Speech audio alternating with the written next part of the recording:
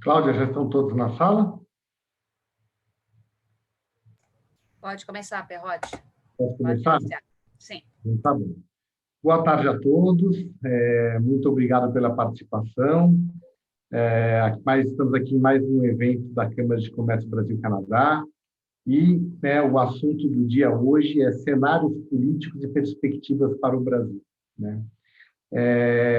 Eu acho que nós vivemos um momento muito importante na história mundial, né?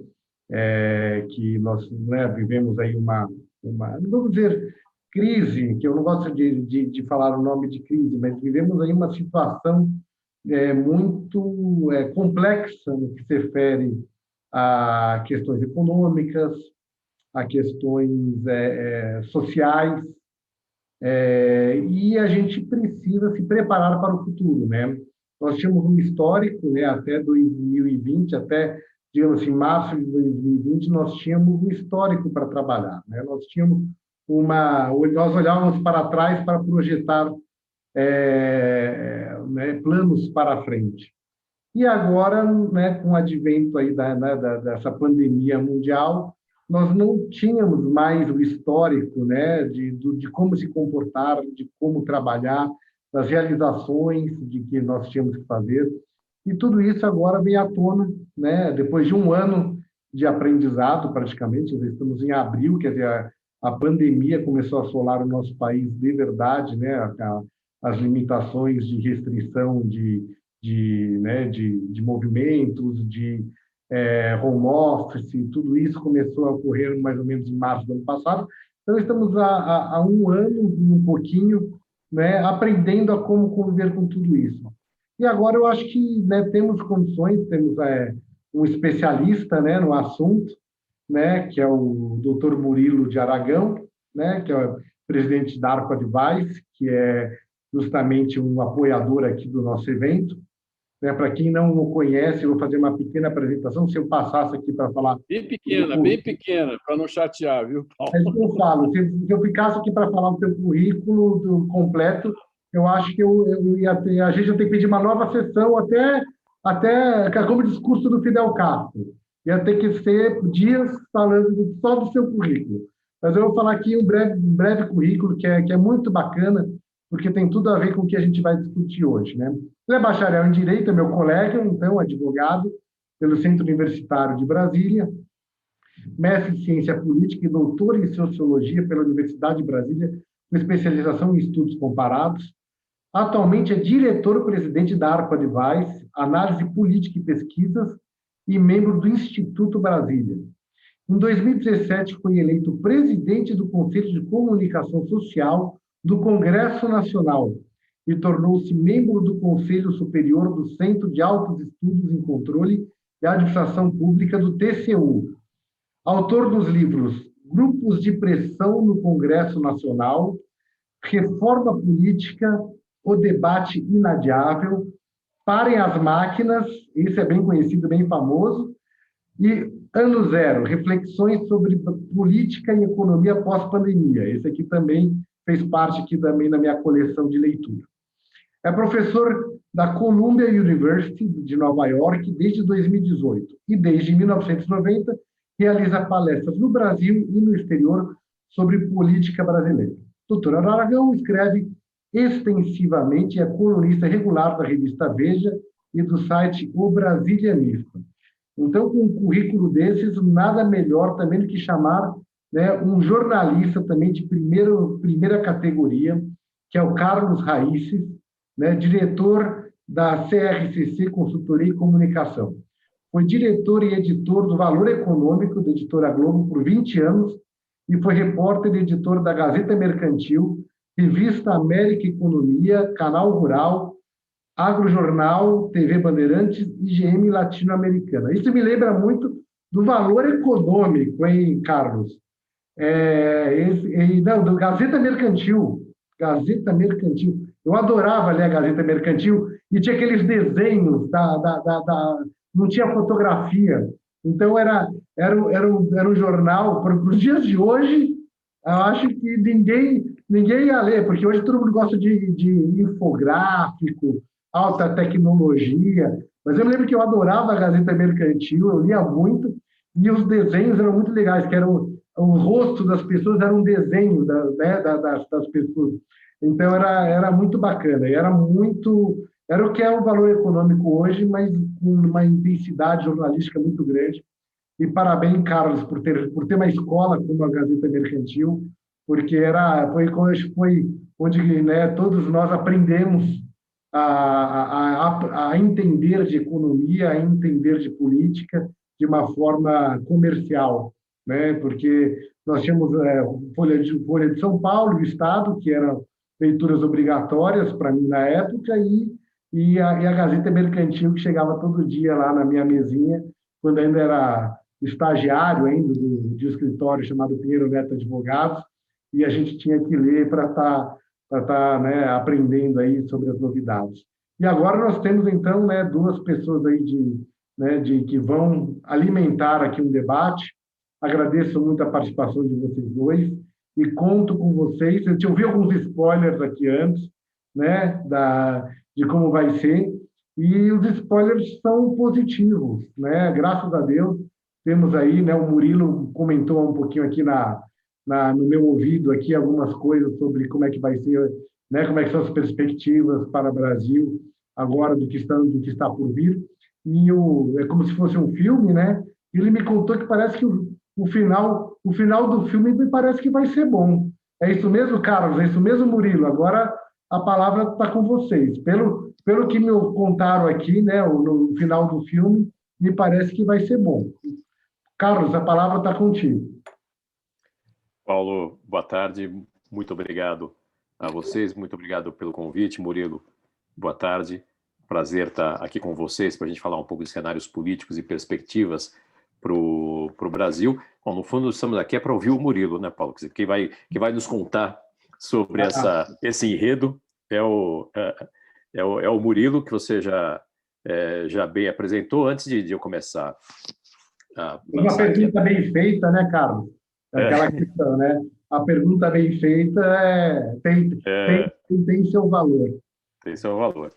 Mas antes de fazer a pergunta para o Murilo, queria só agradecer a todos que estão aqui nos acompanhando hoje e já falar o seguinte: o Murilo, já combinamos aqui com o Murilo, quanto mais perguntas nós tivermos para o Murilo, melhor. Estão todos muito convidados a fazer as suas perguntas. Coloquem suas perguntas no chat e a gente vai levando essas perguntas para o Murilo. E é importantíssimo vocês participarem, até para que o Murilo possa nos ajudar a tirar as dúvidas de todo mundo, fazer os comentários do que está acontecendo hoje no Brasil. Então, não deixem de fazer as suas perguntas, porque vocês convidaram jornalistas, senão eu fico aqui entrevistando o Murilo sozinho o tempo todo. É bom todo mundo ajudar e participar também. Murilo, mais uma vez, então, muito obrigado pela tua participação, por estar aqui conosco. E eu vou começar perguntando, já vou pegar algumas coisas que o Perrotti mesmo estava comentando dessa situação social e econômica que a gente está passando. Está bastante complicada, isso não é um caso só do Brasil, mas temos algumas particularidades no Brasil, com alguns movimentos erráticos do governo, que parece que piorou um pouco a situação. Mas você escreveu o Ano Zero, que faz exatamente essa reflexão sobre economia, política, na pós-pandemia. Então, conta um pouco para a gente, quer dizer, como é que você está vendo a situação hoje e o que você está vendo aí no que você está chamando de Ano Zero, no pós-pandemia, como vai ficar a nossa economia e a nossa política? Bom, Paulo, Carlos, muito obrigado pelo convite, é um prazer. E, Carlos, a sua escola, Gazeta Mercantil, deixa muitas saudades, realmente tinha a melhor cobertura política do Brasil na sua época. E, para quem queria entender política, tinha que ler a Gazeta Mercantil. Enfim, então, é um prazer. E, enfim, eu fico honrado de você começar a pergunta falando do Ano Zero, porque o Ano Zero é um livro pequeno, mas que eu escrevi ali no calor dos acontecimentos.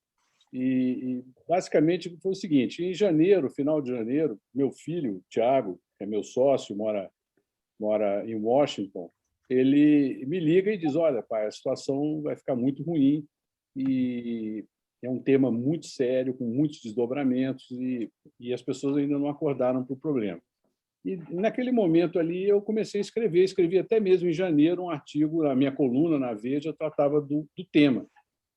E dizia da possibilidade do tema ser complexo, como foram temas como a gripe espanhola, o crash de 29, a Segunda Guerra Mundial, enfim, grandes eventos, né, que impactaram a humanidade.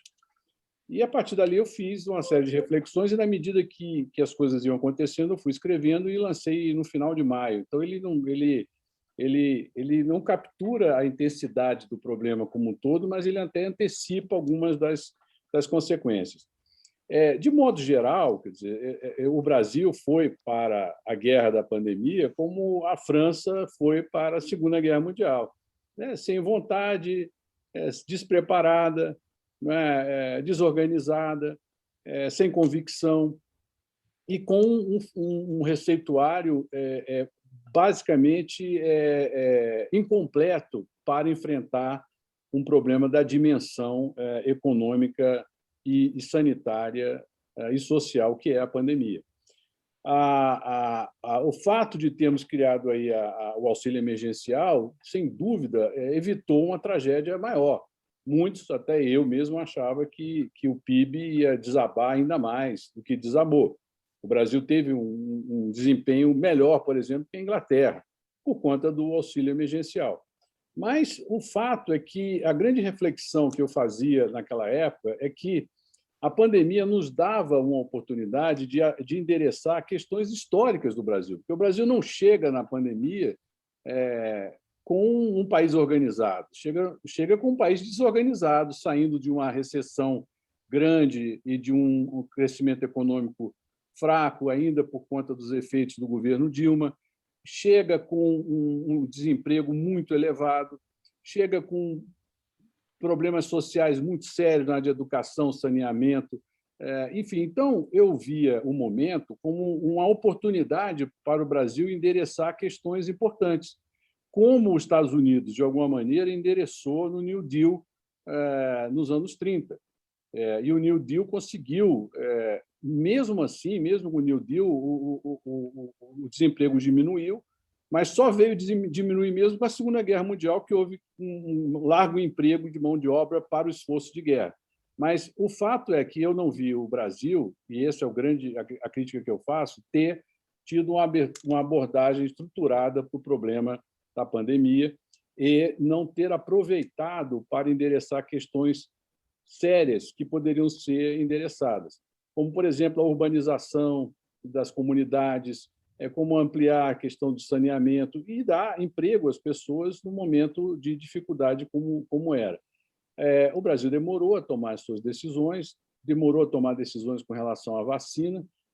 O Brasil poderia ter se movimentado antes, comprando vacinas, mesmo ainda não aprovadas, com antecipação.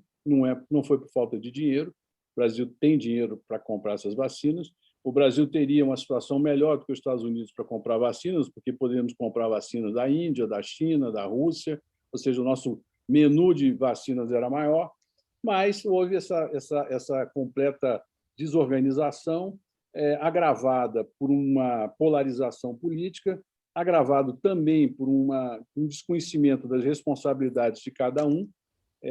Muitos hoje tentam criminalizar o presidente da República, mas a responsabilidade do combate à pandemia não é apenas o presidente da República, envolve municípios, envolve estados. Todos devem lembrar que o Amazonas, quando antecipou aí as suas aberturas, o que causou, né, no início de janeiro.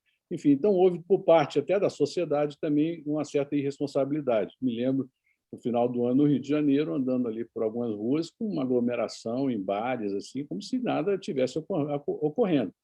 Enfim, então, acho que o Brasil, como um todo, errou muito e perdeu uma oportunidade de endereçar questões importantes. Isso é uma visão negativa? Sim, é uma visão negativa, mas por justificar aquilo que o Roberto Campos dizia do Brasil, que o Brasil não perde a oportunidade de perder uma boa oportunidade. Quer dizer, nesse momento que nós tínhamos que rever alguns parâmetros fiscais, que tínhamos que investir dinheiro na sociedade, investir dinheiro no SUS, deveríamos ter feito isso de uma forma mais organizada, e não aos soluços, aos trancos, como aconteceu. Quer dizer, fizemos o auxílio emergencial, muito bem. Ok, aí acabou a pandemia, desarma o hospital de campanha, não precisa comprar kit de intubação, a vacina vai vir aí, tá certo, tal, e de repente, bum, explode um segundo turno da pandemia. E aí pegamos novamente o país despreparado. Tem mais gente morrendo hoje do que no auge da pandemia no ano passado. Enfim, então, o fato é que isso traz uma enorme desilusão para os brasileiros, mas a gente, por outro lado, não pode perder de vista alguns temas importantes que são positivos que estão acontecendo. Eu acredito que as lições da pandemia ainda não terminaram. Elas podem até, inclusive, alterar o cenário político para 2022. O 2022 está em aberto por conta da pandemia e também de decisões judiciais que afetam o ex-presidente Lula, mas o fato é que demoramos a responder da forma adequada. Infelizmente, faltou liderança, faltou comando e estamos pagando um preço alto por isso. O Brasil está pagando um preço alto por isso. Agora, isso não me tira a confiança em outros aspectos fundamentais do país que eu posso desenvolver a partir das demais perguntas que você fizer, Carlos. Então, antes de você desenvolver o que a gente pode, o lado positivo que você vê, eu queria só que você explorasse um pouquinho mais um ponto que você acabou de tocar, que é cenário para 2022. Né? Quer dizer, tem um campo de desilusão que você comentou, tem uma mudança por conta da justiça entrada do Lula, ou uma possível entrada do Lula novamente na disputa. O que você acha que pode... como é que você está vendo esse cenário para 2022? Junto com isso, uma outra pergunta é: você está vendo o movimento, desta vez, de sociedade civil, e aí especialmente de empresários, de tentar construir uma terceira via, se a gente pode chamar assim? Bom, em primeiro lugar, o cenário está em aberto. Está aberto por conta das indefinições críticas que existem. Pelo menos duas delas são realmente importantes. A primeira, quais são os efeitos da pandemia sobre a economia no segundo semestre? Quer dizer, qual será o desempenho no Brasil no segundo semestre? Esse desempenho vai ser sofrível, médio, bom, excelente? Enfim, eu digo aí, esse desempenho se refere não apenas a números de PIB, ou de emprego, mas sim de velocidade de cruzeiro da economia e da sensação térmica que a economia passa. A sensação térmica é muito importante. Ela não é a temperatura real, mas é a sensação que a temperatura causa, que o ambiente causa. Enfim, então essas duas coisas vão ser fundamentais. Outra coisa evidente é se o Lula é candidato. Por que o Lula? Porque o Lula tem um recall forte, tem a capacidade de unir a esquerda, mas, sobretudo, e esse é o ponto mais... Quer dizer, ele tem a capacidade potencial de unir a esquerda, mas esse não é o aspecto mais importante. O aspecto mais importante é que ele tem condição de atrair setores do centro, porque o Lula governou com o centro. O Lula governou com o mercado e com o centrão. Por isso que ele teve sucesso no seu governo e sobreviveu, e terminou bem, popular e tudo mais. A Dilma, pelo contrário, ela governou contra o mercado e contra o centrão e terminou derrubado. Então, o Lula tem sabedoria política para agir de forma competente para construir um apoio dentro do centrão. Então, essas duas questões que eu coloquei colocam 2022 ainda uma grande incógnita. Mas o fato é que, além das duas narrativas, do Bolsonaro e do Lula, não há nenhuma outra narrativa. O centro ainda não conseguiu desenvolver uma narrativa. Não existe sequer um candidato natural do centro. Quer dizer, o próprio PSDB tem dúvidas se é o Dória, se é o Eduardo Leite, o DEM pensa no Mandetta, o Luciano Huck é candidato ou não é.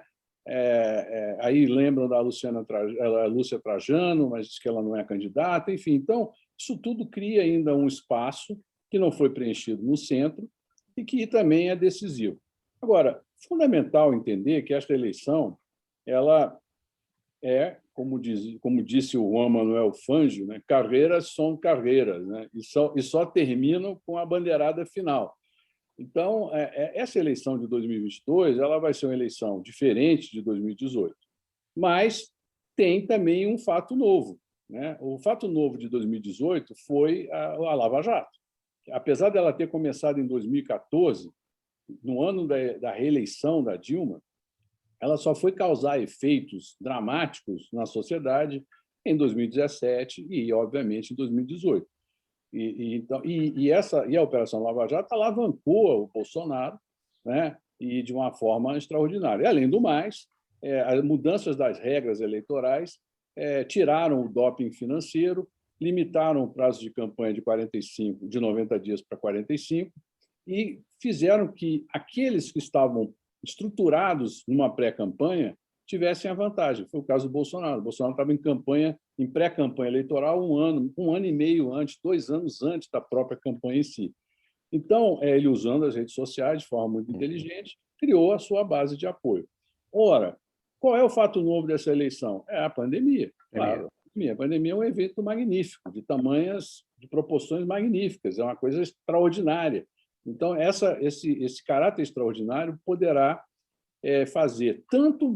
provocar tanto mudanças objetivas, como, eventualmente, uma CPI da Covid chegar a um estresse político muito grande, que desgaste a imagem do presidente, quanto a pandemia terminar, vamos dizer, mais ou menos controlada, a economia voltar a funcionar e o Bolsonaro se manter ali com a popularidade que ele tem muita resiliência. Ele mostra isso nos números. Então, hoje ainda é um cenário incerto. E o centro dos empresários, eu acho que essa questão de empresário se movimentar é muito mais uma narrativa, né? Porque combinaram com o povo, quer dizer, o que adianta fazer uma grande articulação de elite se ela não tem nenhuma aderência com o povo, né? Então, isso também a gente tem que pensar. E você teria aí, dentro desse cenário para 2022, sem querer ter bola de cristal, mas, enfim, você se aposta para algum caminho, quer dizer, de um desgaste maior para o presidente por conta de CPI, por conta do próprio avanço da pandemia, quer dizer, a gente não, se continuar avançando de uma forma ruim, ou você acha que ele consegue dar um jeito nisso, se unir a Centrão, a economia voltar a deslanchar e ele retomar as rédeas disso? Olha, como eu terminei dizendo, o presidente Bolsonaro tem muita resiliência, porque ele enfrentou muitos conflitos, tem um conflito aberto com a grande mídia, enfrenta uma pandemia com números dramáticos, né, e mesmo assim ele tem uma popularidade equivalente à do Lula, por exemplo. Uhum. Então, pode eventualmente perder nas pesquisas no segundo turno, mas potencialmente ninguém pode deixar de reconhecer que o presidente Bolsonaro é um ninja em termos de desempenho pré-eleitoral. Agora, se a situação, como eu disse, se ela caminha para uma, não normalidade, mas para uma realidade melhor do que hoje, essa situação dele pode se fortalecer, ou pode parar de desidratar, ele pode parar de desidratar e se consolidar um patamar, e esse patamar vai colocá-lo aí como um contender poderoso para chegar ao segundo turno. O Lula vem com o seu eleitorado, com o seu apoio, que também é um forte candidato para o segundo turno. Teria que acontecer, então, um fato novo para desequilibrar essa relação, essa balança. E como o Brasil a grosso modo, tem 30%, 30% e 30%, ou 40% de swingers, né, que vão de um lado para o outro, e 30% e 30% que são mais ou menos delimitados ideologicamente, esses 40% estão observando para onde as coisas vão. Esses 40% não é matemática precisa, sim, mas foram eles que elegeram Bolsonaro. Bolsonaro foi eleito não pelos bolsonaristas, foi eleito para aqueles que estão ali no meio, que, de repente, olham qual é o melhor quadro, ou o menos pior, aliás, qual é o menos pior. Esses é que vão definir. Se aparecer um candidato de centro que consiga capturar esse voto, ele é um forte candidato até mesmo a ganhar, porque ambos, tanto Bolsonaro como Lula, têm alta rejeição, né? São candidatos populares, mas com elevada rejeição. Então, se amanhã aparece um candidato que tem um volume eleitoral, um potencial eleitoral de 25%, chega em segundo lugar no segundo turno, mas uma baixa rejeição, esse pode ser o novo presidente da República. Então, é uma situação ainda muito, muito incerta, principalmente por causa da pandemia. Tá. E deixa eu explorar um pouquinho mais a questão política, daqui a pouco a gente caminha um pouquinho para a econômica, Murilo. Você comentou do Centrão, que Lula governou com o Centrão, Bolsonaro, que durante a campanha falava contra o Centrão, não resistiu e hoje governa com o Centrão. Você acha que hoje o presidente está cada vez mais na mão do Centrão e isso pode ser um problema para ele ou pelo contrário? Olha, tem vários aspectos na sua pergunta. Primeiro que coerência, em política, ela é uma questão absolutamente circunstancial. O homem é um homem em suas circunstâncias, né? Uhum. Ortega y Gasset. Na Arendt já mostrou isso, né? Então, esse fato de você ser contra ou a favor, isso varia muito, né? A Segunda Guerra Mundial é um exemplo disso aí, né? De alianças improváveis, né? Churchill odiava os comunistas, né? Apoiou o Exército Branco para tentar derrubar o regime soviético e anos depois estavam ali juntos contra o Hitler. Então, a política ela implica em situações onde a coerência ela é absolutamente circunstancial, ela depende do momento e das circunstâncias. O Bolsonaro achou que poderia governar cooptando as bancadas de interesse, 3 ou 4 bancadas fortes que existem no Congresso, e com isso ia a pressão popular, né? Então ele usava as ruas e a sua popularidade para avançar com a sua agenda. Isso funcionou até certo ponto, porém a fragmentação partidária dá um imenso poder ao presidente da Câmara, que é o presidente do Senado, mais ao presidente da Câmara. E o Rodrigo Maia começou a solapar esse poder que o Bolsonaro queria construir dessa forma, aprofundando um problema estrutural, uma questão estrutural, que é a independência que o Congresso tem hoje na formulação do orçamento. Até 2015, o orçamento da União as emendas dos deputados ao orçamento da União eram implementadas ao albedrio do Executivo. O governo liberava a verba ou não de acordo com a sua conveniência. A partir de 2015, isso passou a ser obrigatório. Então, todas as emendas dos parlamentares, e em média, aí, cada deputado tem ao seu dispor, dependendo do Estado, entre 20 e 25 milhões ano para destinar às suas comunidades. Esse fato deu ao Congresso uma autonomia que ele não tinha. Então, o governo controlava a sua base política liberando as verbas.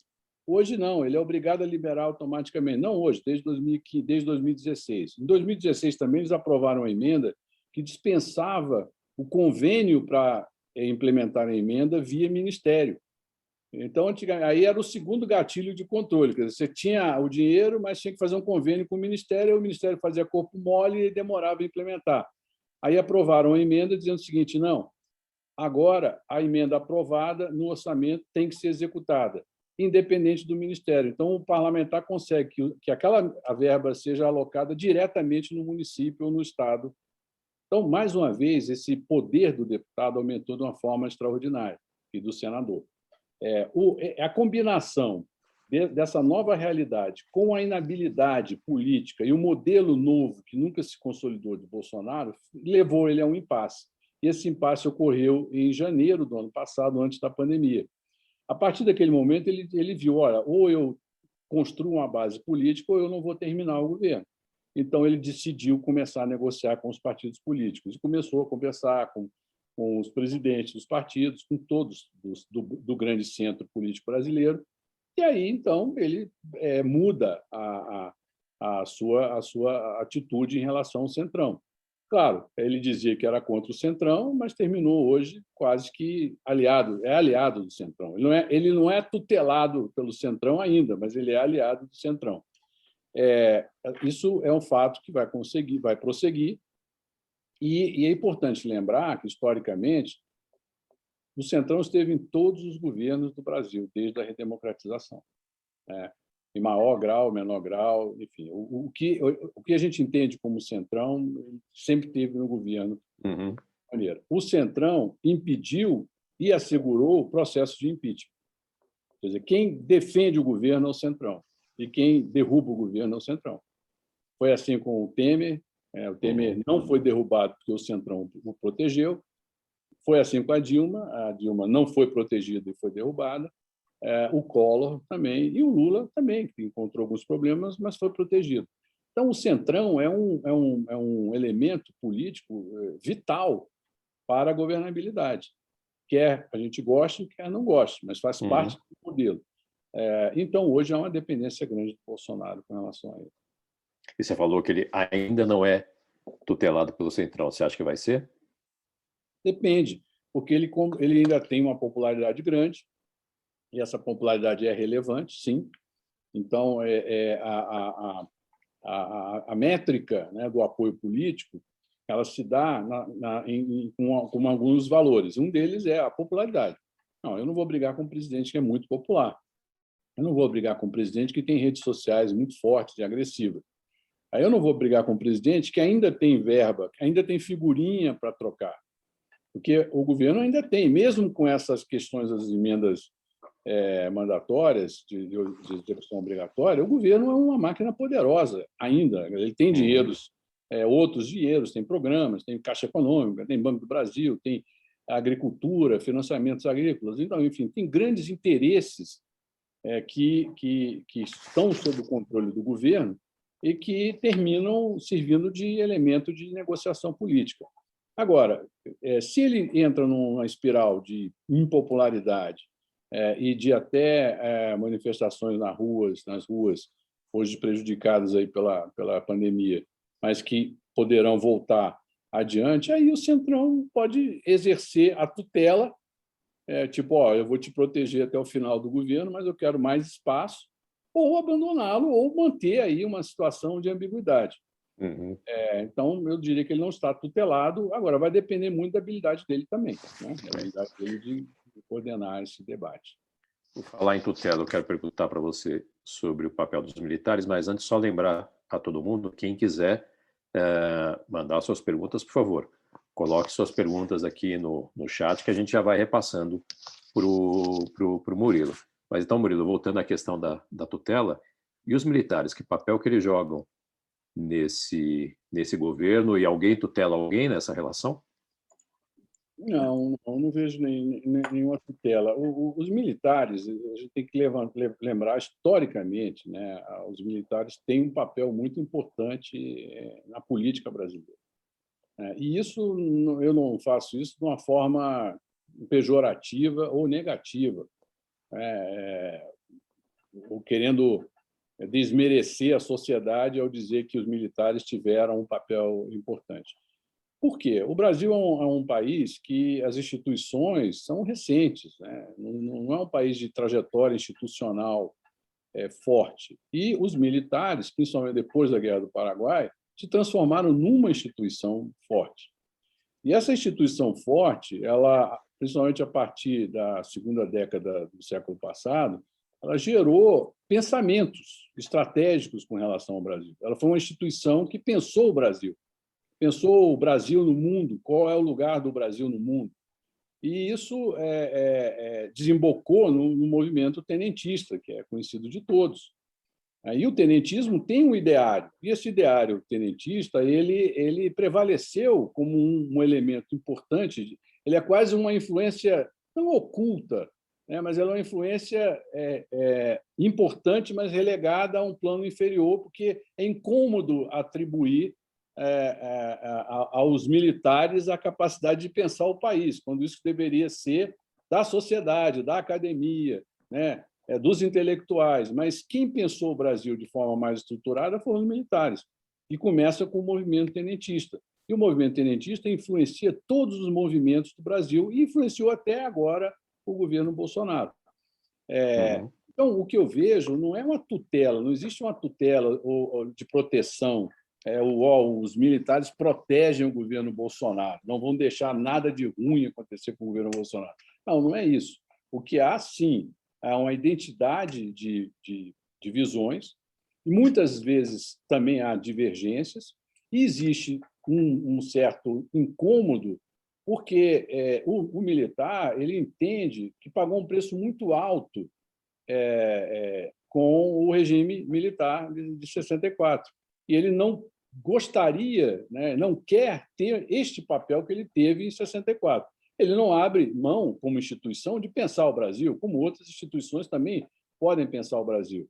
Mas não significa que eles vão tutelar o presidente da República ou vão tutelar a política brasileira. Diferente, por exemplo, de outros países, onde realmente os militares exercem uma tutela, como agora na Birmânia, na antiga Birmânia, Mianmar, eles volta e meia entram em outros países também.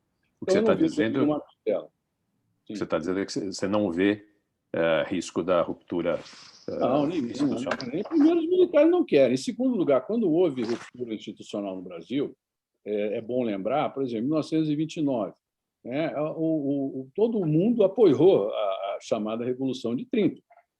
A imprensa, os militares, a sociedade civil, quer dizer, não houve ali uma ruptura no sentido de que a sociedade foi capturada pelos golpistas contra a sua vontade.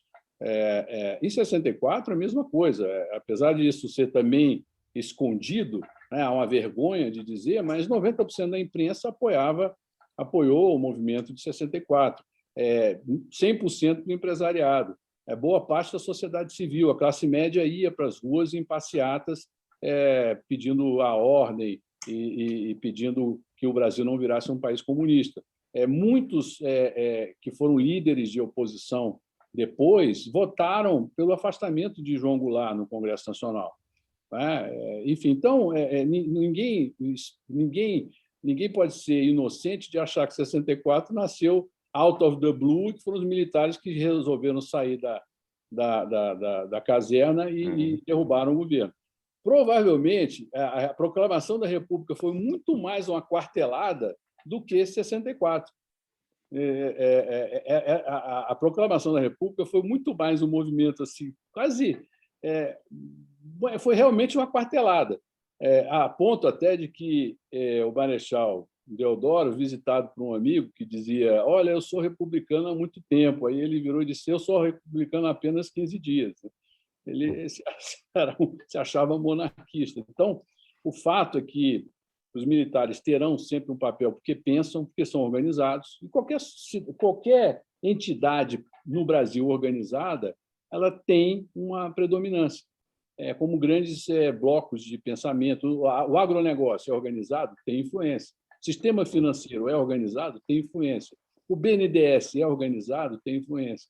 O Itamaraty é organizado, tem influência. Então, o Brasil é um país onde quem tem institucionalidade tem vantagem. E os militares são os primeiros a ganhar essa institucionalidade.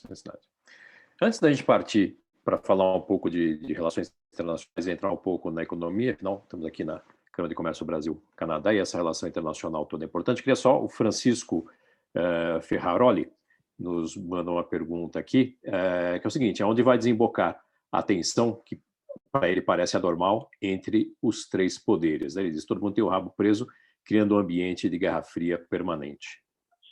Olha, a pergunta é muito boa, é muito interessante, e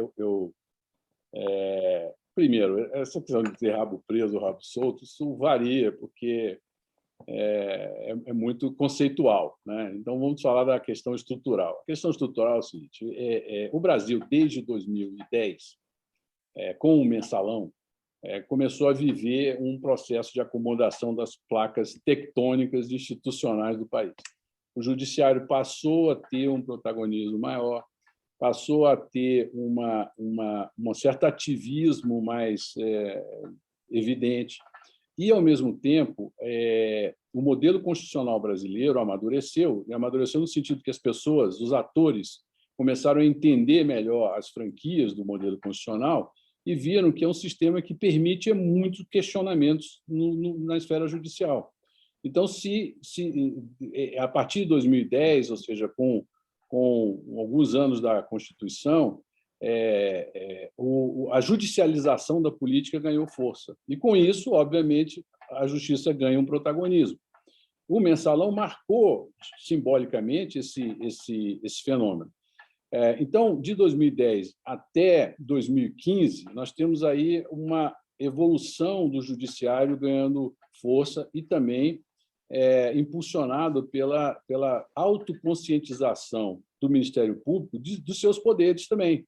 E o Ministério Público também começa a exercer esses poderes, criando, então, uma nova realidade institucional. Obviamente que essas duas questões elas resultam na redução do poder imperial do presidente. E o presidente era a Sua Majestade o Presidente do Brasil. É um livro do Ernest Hamburg, dos anos 30. O hiperpresidencialismo começa a ser contido. Em 2015, o Congresso aprova essas regras no orçamento e outras que vêm em sequência, também reduzindo a margem de manobra do presidente. As medidas provisórias que eram editadas sem nenhum limite, vocês devem lembrar, os mais antigos vão lembrar que a medida provisória do Plano Real ela foi reeditada durante 3 ou 4 anos. A cada 30 dias ela era reeditada, o governo não queria votar com medo de sofrer alguma emenda, então ele obstruía e reeditava, obstruía e reeditava. Hoje não, hoje uma medida provisória, ao longo desses anos todos, o Congresso foi impondo limites à edição de medidas provisórias e reduzindo o tamanho do poder do presidente nessa questão. Então, essa tensão ela não é de hoje, ela vem sendo desenvolvida ao longo dos 10 anos. Nós vamos continuar a viver essa tensão. O Brasil ainda precisa acomodar suas instituições, elas ainda têm fronteiras nebulosas entre elas, e isso causa esse choque de atribuições, há excessos, às vezes, de um lado. Eu, por exemplo, acho um excesso a Justiça impedir a nomeação de um ministro que está no exercício legal dos seus direitos constitucionais, por causa de A, B ou C, enfim, por conta de... Enfim, mas isso aconteceu. Então, eu acho que nós vamos viver ainda um período de turbulência institucional, mas que não vai significar uma ruptura, porque ruptura precisa ter povo, precisa ter sociedade, precisa ter forças armadas. E nenhum dos grandes atores no Brasil deseja uma ruptura. E, por fim, existe um outro fato que é muito importante: o Brasil é uma sociedade multipolar.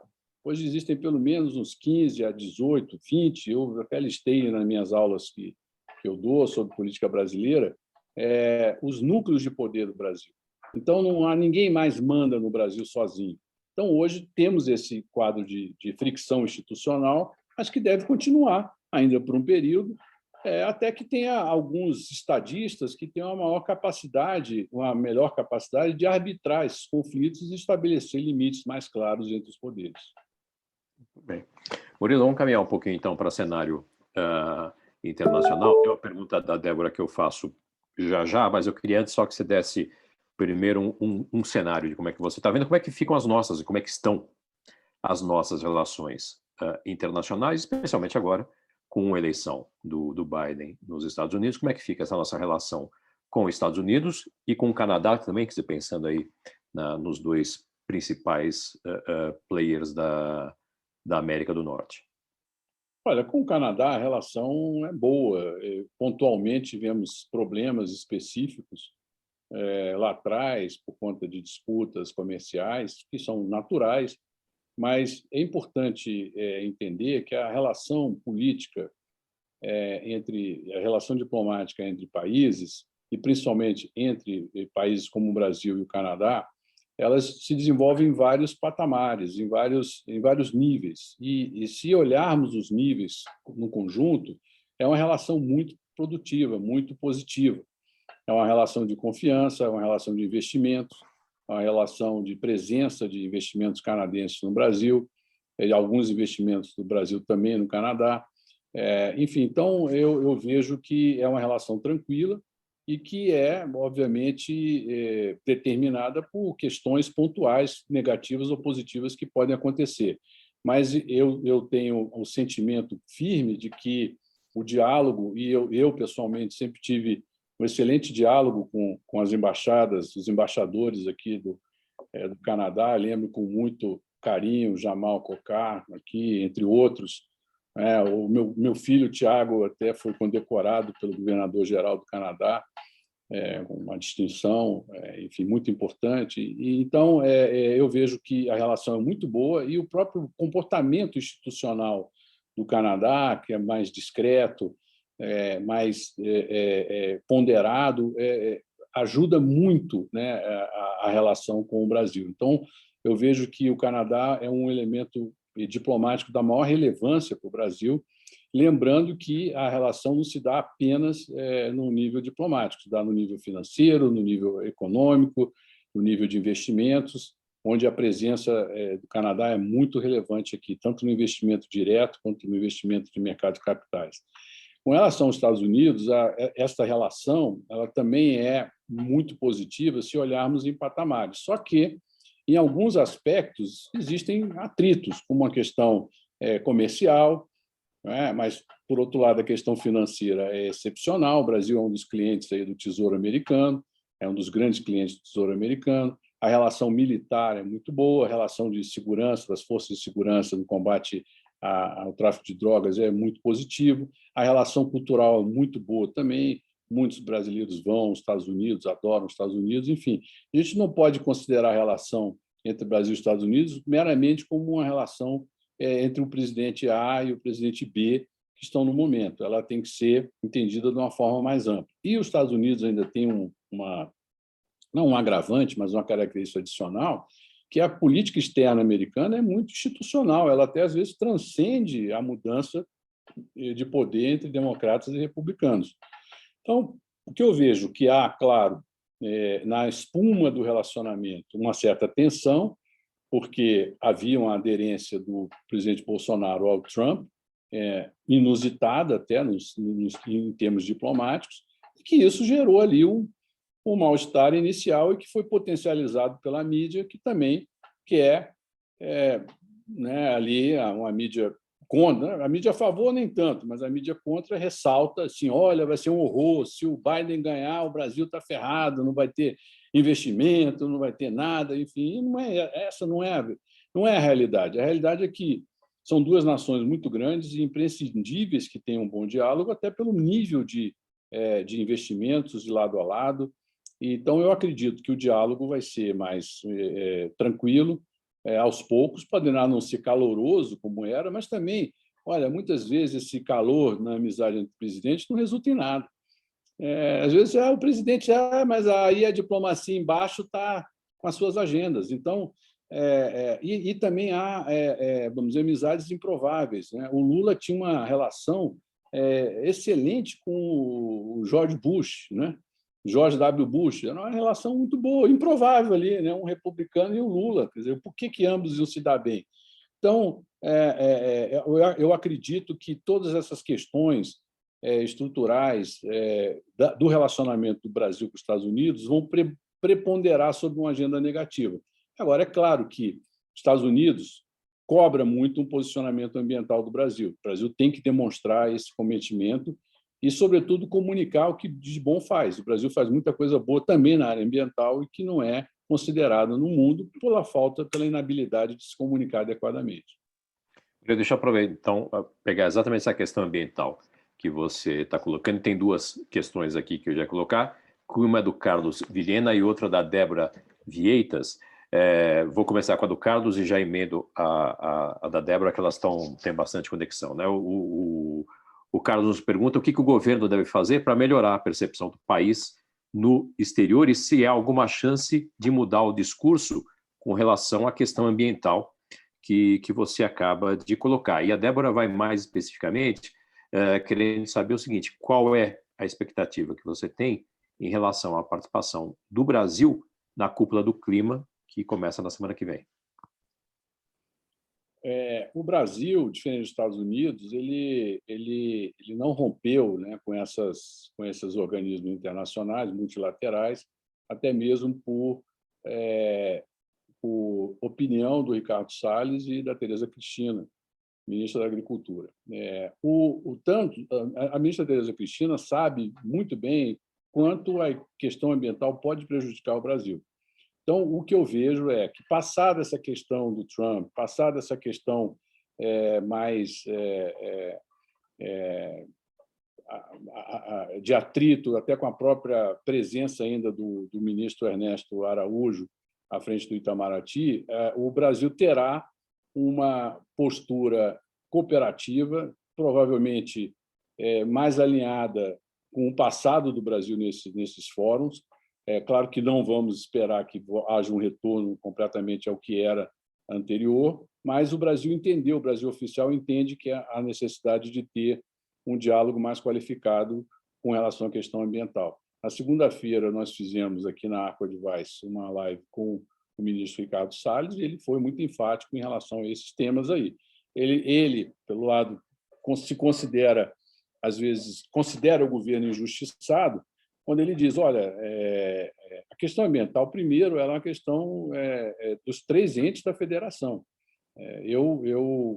Por exemplo, para combater o desmatamento no Pará ou no Amazonas, eu vou precisar ter o envolvimento das secretarias estaduais do meio ambiente, da polícia militar, e muitas vezes nós não temos esses apoios, porque em cada estado há diferentes arranjos políticos que algumas vezes favorecem, principalmente a quem tem atividade ilegal. Então, a conta é paga por nós, mas a culpa não é diretamente nossa, porque a gente não tem o poder erga omnes de interferir sobre todo o processo ambiental no país. É evidente que o Ministério hoje tem uma nova abordagem, uma abordagem de narrativa diferente, até mesmo porque o Ministério do Meio Ambiente, como conceito, foi criado pelos ambientalistas. Então, ele sempre foi dominado pela cultura ambientalista. Na hora que vem um ministro que não é ambientalista e tem uma outra abordagem, há um choque cultural e que resultou até mesmo na perda de poder de muitas ONGs, né, organizações não governamentais, que tinham uma certa prevalência na execução de políticas públicas do setor, e isso desagradou, evidentemente. Eu, claro, que não tiro não alivio as responsabilidades do governo em muitos temas, e eles têm que entregar. E ele entende isso, tanto é que a carta de ontem do Bolsonaro para o Biden mostra um comprometimento do Brasil reduzir o desmatamento, não é? E de prosseguir tendo uma melhor atuação na questão ambiental. Acho que esse é um problema que o Brasil tem que endereçar. E com relação à imagem, eu não vejo uma solução a curto prazo. Por quê? Primeiro, porque politicamente interessa, né, bater no Brasil. Entendeu? Se eu sou o estrategista político lá do Macron, é óbvio que eu vou usar a questão ambiental para atacar o Brasil, para construir uma narrativa favorável para as elites intelectuais da França. É uma belíssima narrativa para embarrear o acordo Mercosul, porque eles morrem de medo dos produtos agrícolas do Brasil, eles são altamente protecionistas com relação à agricultura. Então, é um ponto fraco do Brasil e faz parte de uma guerra de narrativas atacar onde o país tem um ponto fraco. Então, eu vejo com muita dificuldade isso acontecer. Agora, o Brasil deveria, e quem investe no Brasil, deveria dizer, olha, tudo bem, tem coisas muito erradas no Brasil, tem desmatamento, tem queimadas, e a gente não sabe aí até onde as queimadas são resultantes da ação apenas do homem, deletéria do homem, ou também se são fatores climáticos, mas o Brasil é responsável por apenas 3% do aquecimento global e das emissões de carbono. O Brasil tem mais de 50%, talvez 53%, 54% de cobertura vegetal de florestas nativas e florestas reflorestadas. Eu quero saber qual país do mundo do tamanho do Brasil que tem esse resultado. O Brasil tem uma das legislações ambientais das mais duras do planeta. Muitos dos sócios da Câmara canadense sabem da dificuldade de obter licenças de e tramitar processos de licenciamento ambiental no Brasil por conta das dificuldades. Aqui no Brasil, matar um urubu ou um papagaio em flagrante é crime inafiançável, creio eu. Então, não é uma questão trivial. E, por outro lado, nós somos como a comunidade europeia, temos 27 unidades da federação. No Rio Grande do Sul, a abordagem ao meio ambiente é completamente diferente da abordagem do meio ambiente no Mato Grosso, ou no Amazonas, ou no Amapá, ou no Rio de Janeiro. Outro ponto fundamental, todo o ambientalismo no Brasil, esse movimento ambientalista dessas últimas décadas, nunca se importou com saneamento, que é o maior problema ambiental do país.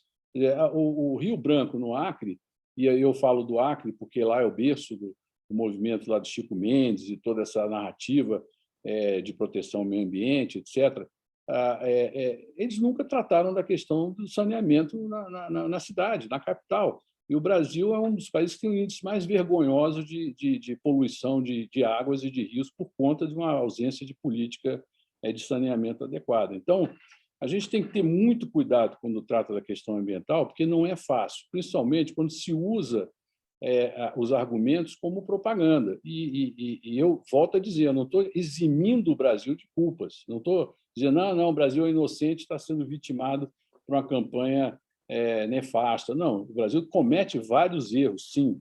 Agora, o Brasil... A gente tem dado oportunidade para isso, até sabendo desse jogo e sabendo disso.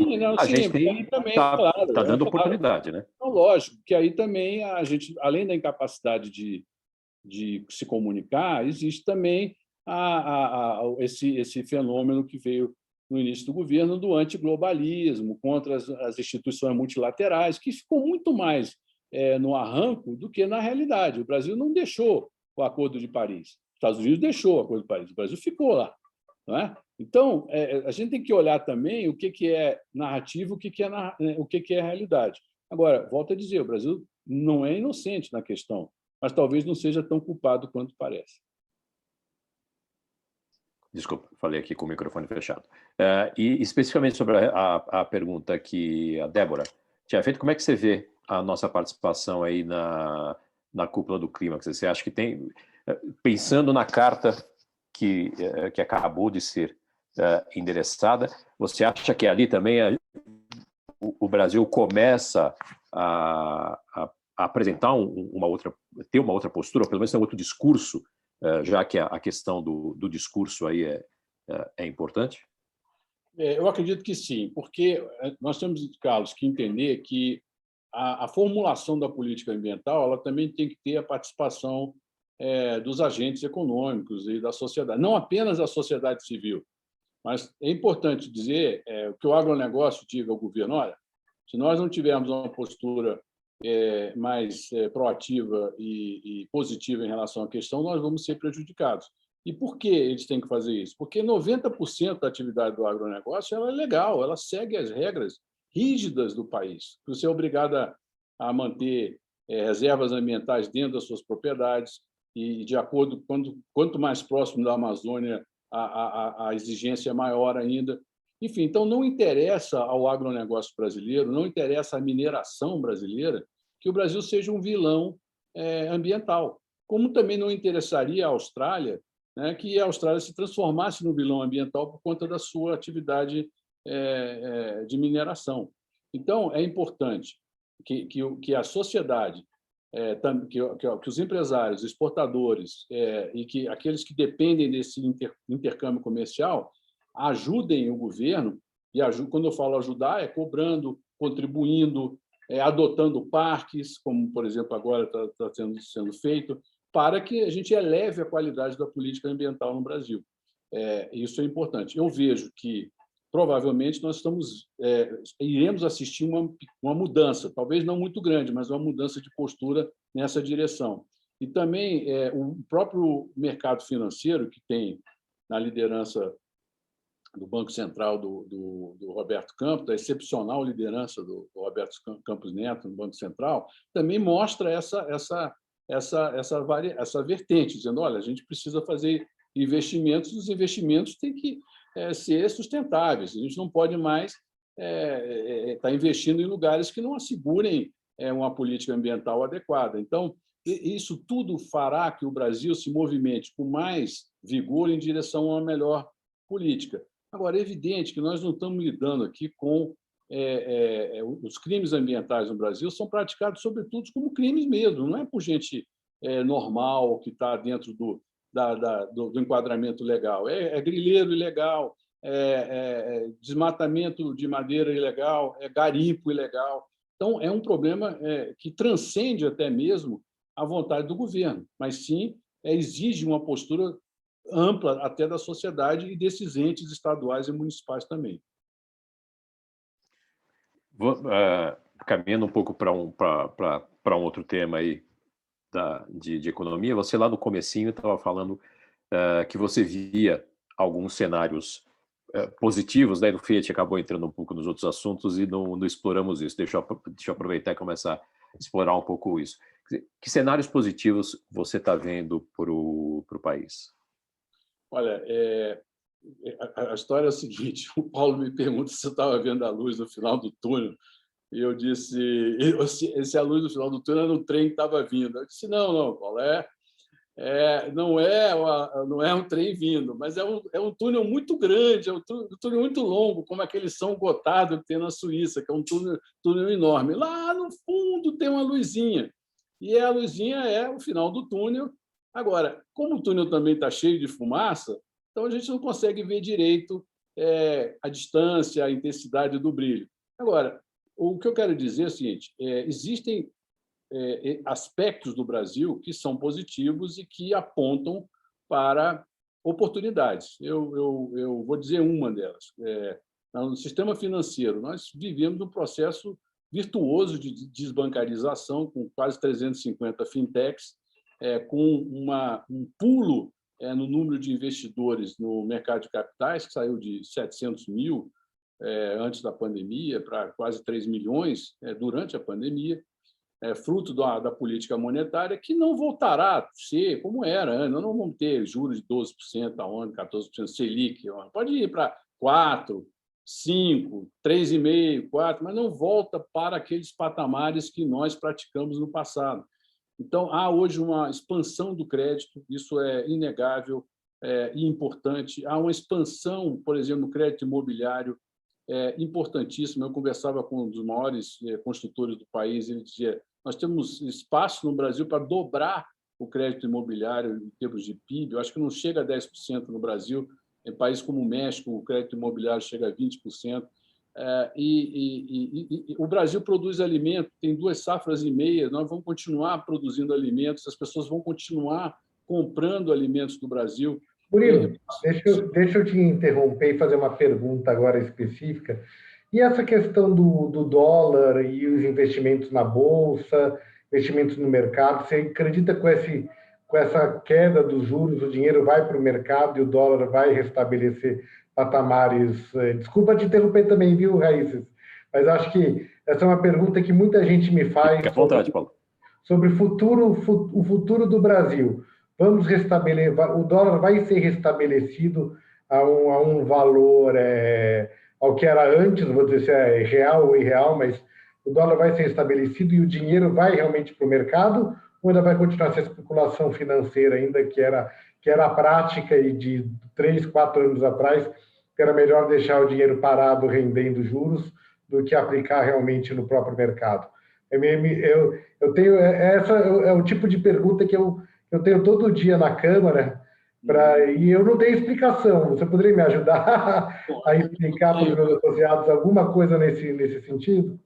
Olha, são duas coisas diferentes. O câmbio tem um lado, e ele se revela muito com o mercado, claro, que o dólar sobe ou desce de acordo com a oferta, e com a confiança que o país desperta. No meio dessa confusão da pandemia e das próprias narrativas, o investidor tende a ter uma postura mais cautelosa, e quem realizou manda o dinheiro para fora, pressionando as cotações. Eu não sei se o câmbio vai voltar aos níveis anteriores, sei lá, 4,20, eu não sei. Acredito que possa haver uma estabilização num patamar um pouco inferior, mas eu não tenho certeza de que isso ocorra, até porque, para os setores exportadores, é muito interessante essa situação. Então, isso também interessa para a geração de renda aqui dentro para esses setores. Com relação à especulação financeira que você falou, eu não diria que é um caminho sem volta. Nós não vamos voltar àquela especulação da renda fixa que nós tínhamos no passado, porque a renda fixa não vai ser mais atraente por si, né? As pessoas poderão até ter investimentos em renda fixa porque faz parte de um portfólio de investimentos, mas muitos irão buscar ali um tempero nessas outras opções aí, como ações, fundos de investimento, fundos imobiliários, e o Brasil ainda tem um mercado pequeno, são poucas pessoas que estão participando. A gente pode ainda ter 10, 12 milhões de brasileiros investindo. Então, a expansão do mercado é positiva. Com relação à questão da taxa de juros, eu acho que, como eu disse, eu não acredito que a gente pode até ter aumento da taxa de juros, mas isso vai flutuar com base no combate à inflação, não porque o Brasil entrou numa crise cambial e aí temos que aumentar a taxa de juros brutalmente para atrair dólares para o Brasil para poder pagar nossas dívidas lá fora. Eu acho que não. Acho que, nesse sentido, nós não vamos ter aquela situação que existia no passado. Outra coisa que é muito positiva no Brasil é a governança do Banco Central. Não apenas desse Banco Central, mas, sobretudo, desse Banco Central também. Então, temos que olhar isso como um fato importante. Quer dizer, o Brasil é um país que tem uma governança financeira de primeiro mundo. Então, qualquer investidor tem que olhar com atenção essa característica. Claro, temos problema com burocracia, com o sistema tributário, risco Brasil. Temos, sim. Eu não estou escondendo aqui, tapando o sol com a peneira. Mas esses aspectos positivos, aliados a um mercado que não vamos dizer, que é razoável, que é educado para o consumo, como eu falei, um mercado de oportunidades na área de infraestrutura. O Brasil tem uma infraestrutura imensa para ser construída ainda, né? E com regras que já estão mais que consolidadas, né? Como se vê aí pelos resultados dessas últimas licitações de concessões. Quer dizer, então, já há uma cultura no Brasil desses investimentos, enfim. Então, eu vejo que o país tem realmente condições. Agora, para finalizar esse aspecto, Paulo e Carlos, sabe qual é a maior vantagem no Brasil? É que 95% dos problemas brasileiros são criados pelos brasileiros e não pelos outros países do mundo. Ou seja, nós somos os senhores do nosso destino.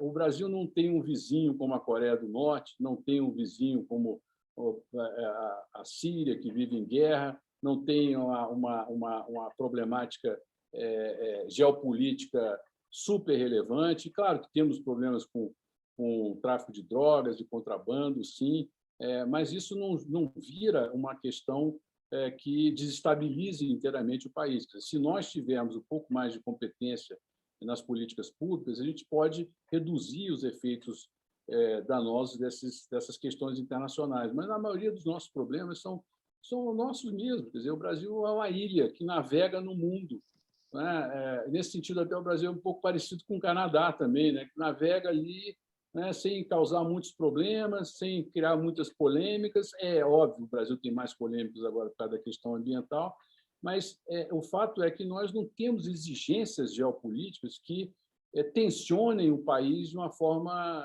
irresistível. E isso, para mim, sem dúvida, uma grande vantagem e uma aposta no futuro do Brasil.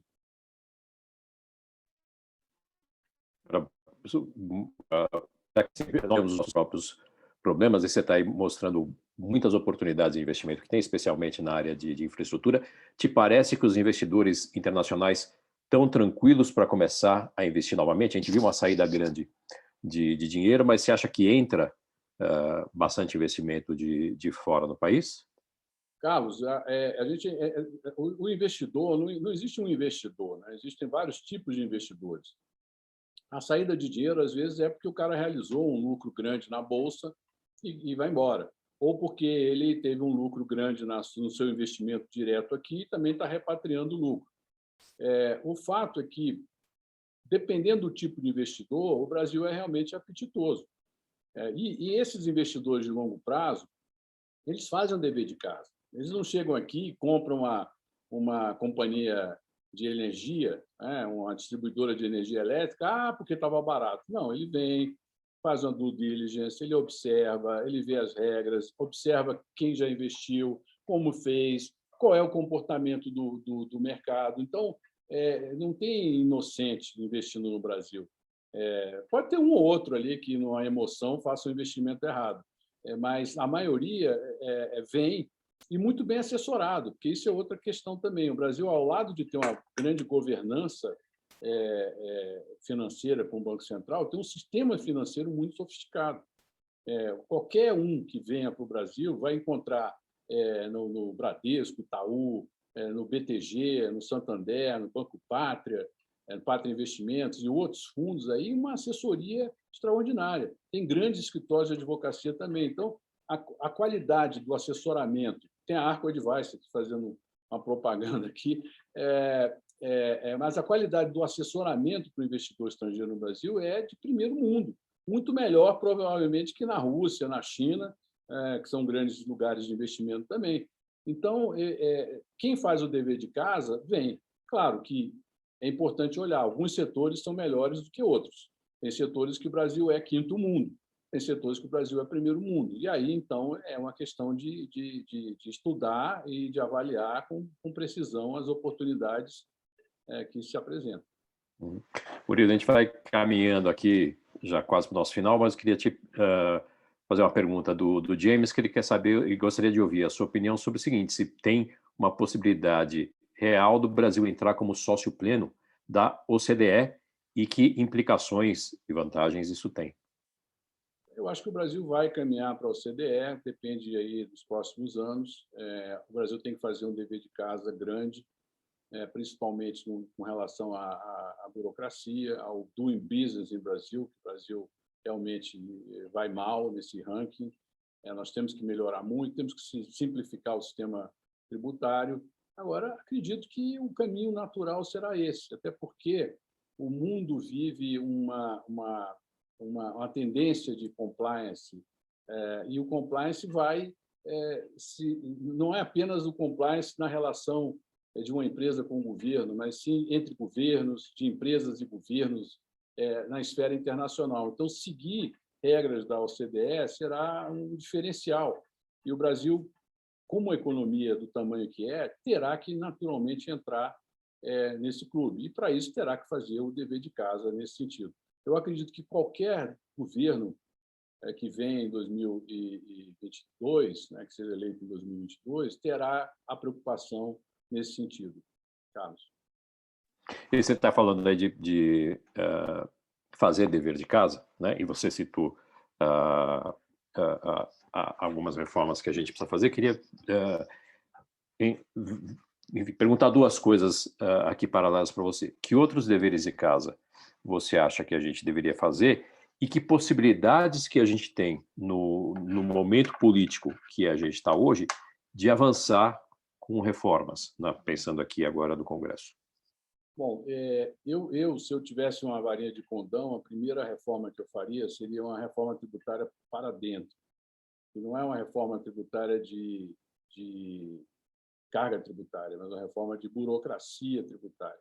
O Brasil gasta quase 2.000 horas por ano, as empresas, para pagar impostos, né? Nós temos que simplificar radicalmente essa burocracia. O Brasil é um dos países do mundo que tem o maior volume de passivos de disputas tributárias. A dívida ativa no Brasil é quase 2 trilhões e 600 bilhões de reais. Ou seja, se o governo tivesse uma política de cobrança adequada, poderia financiar várias bolsas famílias e auxílios emergenciais aí, e obras de infraestrutura com dinheiro que teria para arrecadar.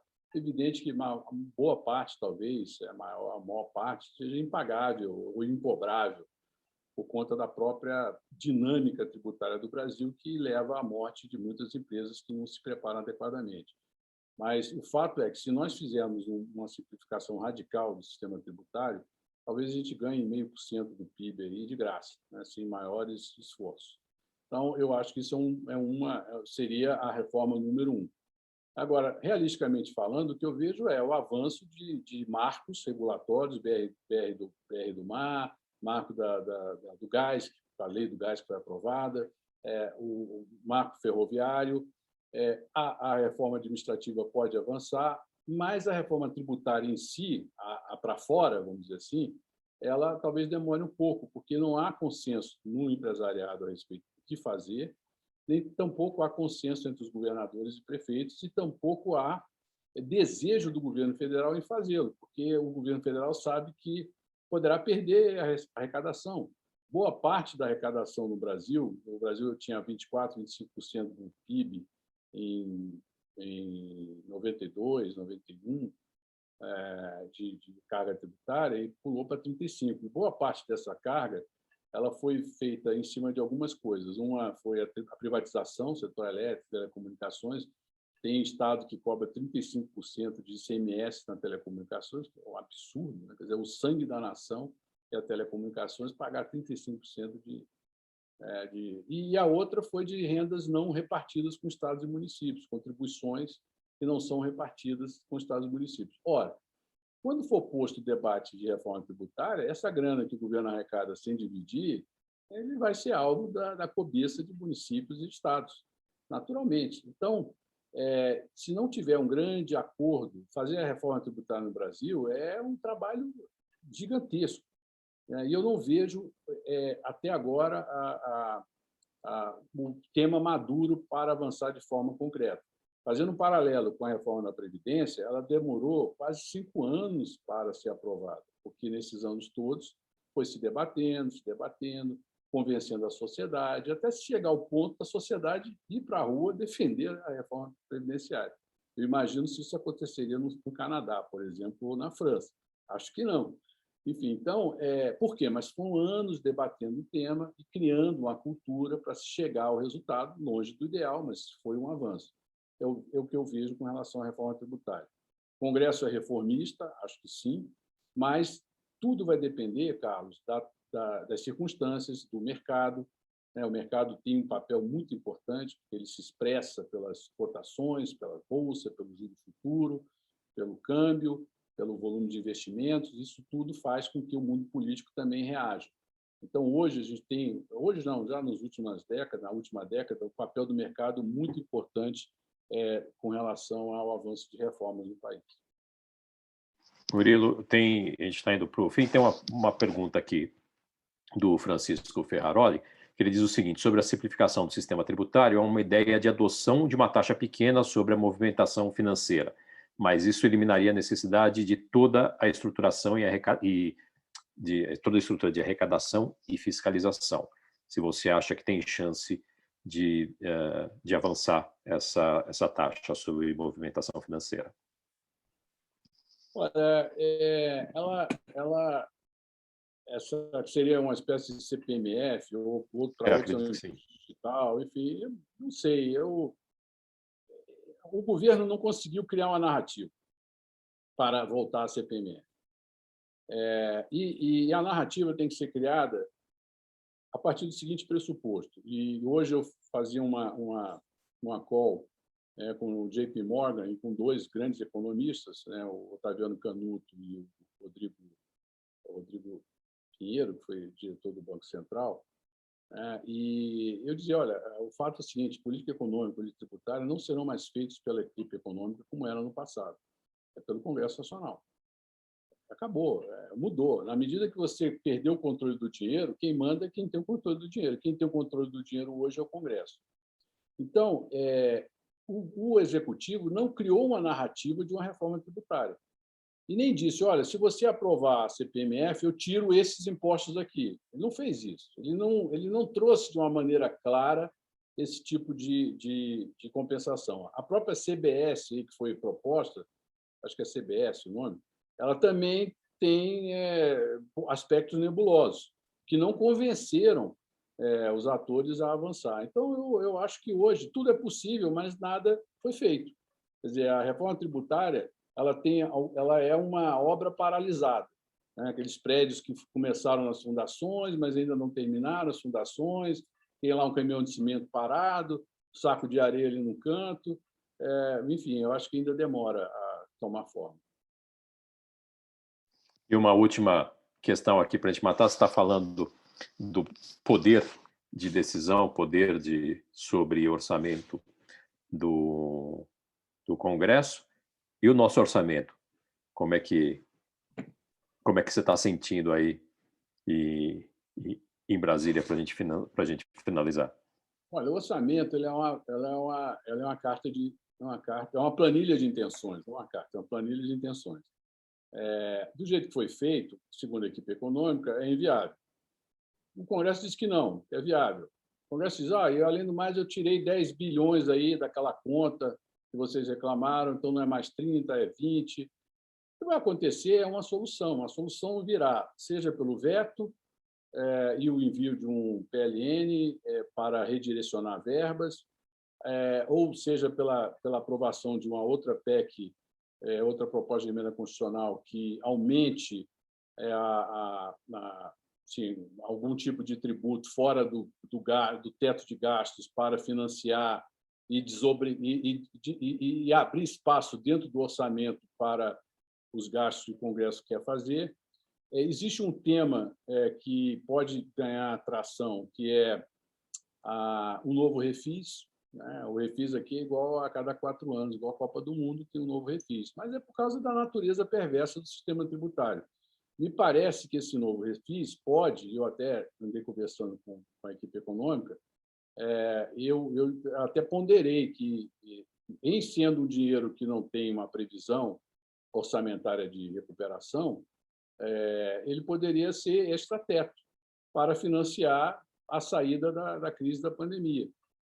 Criar Então, como? Então, abre-se um novo refis, mas, ao invés do refis ser parcelado, um novo parcelamento seria à vista. Né? Então, quem deve teria um brutal desconto se pagasse à vista. Mas onde ele vai conseguir o dinheiro? Ele consegue no sistema financeiro, porque hoje o sistema financeiro tem um juro mais acessível. Então, aqueles que podem dariam garantias e é possível que aí o Brasil recupere, o governo recupere, sei lá, uns 100 bilhões de reais. Isso pode harmonizar a situação, pelo menos na saída da pandemia, que eu acho que deve ser o foco central, né? Não o orçamento em si, mas a saída da pandemia, para dar tranquilidade ao Brasil de que teremos dinheiro para sair da pandemia, que é muito importante, sem ameaçar o teto e sem usar gasto corrente, sem usar o gasto da arrecadação corrente e respeitando o orçamento. Seria uma solução, vamos dizer assim. Isso é uma hipótese dentre várias outras. Agora, o debate da refis pode acontecer mesmo. Murilo, falando em respeito, dentro do respeito do nosso tempo aqui, estamos aí cravados no combinado do horário da gente acabar. Eu queria, em nome da Câmara de Comércio Brasil-Canadá, mais uma vez, agradecer muitíssimo essa tua disponibilidade de estar aqui com a gente, conversando, fazendo essa rica troca de ideias também, com todo mundo que nos acompanhou aqui nessa tarde. O nosso muito obrigado, o meu agradecimento também à Câmara pelo convite para participar aqui. Foi muito boa a conversa, muito bom estar com vocês.